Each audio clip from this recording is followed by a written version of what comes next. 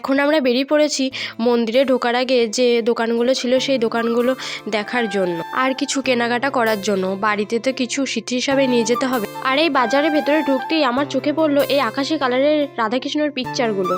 খুব সুন্দর লাগছে, আমার তো খুব পছন্দ হয়েছে এই রাধাকৃষ্ণর পিকচারগুলো। তাই আমি কাকুটাকে বললাম যে এই পিকচারগুলো কত করে। কাকুটা বললেন যে এইগুলো ছোটোগুলো 100 টাকা আর ওই বড়গুলো হচ্ছে 200 টাকা করে। আমার তো দারুণ লেগেছে এই রাধাকৃষ্ণ, রুমের মধ্যে সাজিয়ে রাখলে দারুণ লাগবে দেখতে। যাই হোক, এগুলো আমরা রেখে দিয়ে চলে গেলাম আরও বাকি যে দোকানগুলো আছে ওগুলো দেখতে। আরও আশেপাশে দোকান আছে, ওগুলোতে দেখি তারপর দেখা যায়। আর এখানে জানো তো দাম কমানো বাড়ানোর কোনো সিস্টেম নেই, যে দামটা বলবে সেই দামটাই। এখানে অনেক দোকান ছিল, বেশিরভাগ দোকান ছিল কাঁসা পিতলের জিনিস আর পিকচারের দোকান, আর তেমন দাম। পুজো দেওয়ার পর আমরা হোটেলে ভাত খেয়ে নিয়েছিলাম, তারপর আবার ফিরে গেলাম আমাদের রুমে।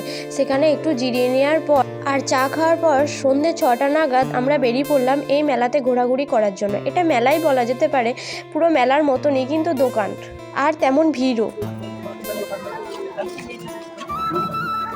আমরা এখন চলে এসেছি হোটেলের রুমে। আর এখানে দেখো মা আর মেয়ে বসে আছে। মা এখানে দেখাচ্ছে কি কি কিনেছি না কিনেছি। আমরা আজকে অনেক কিছু কিনেছি, মেয়ের জন্য এই বাঁশিটাও কিনেছি, আরও দুটো বাঁশি আছে।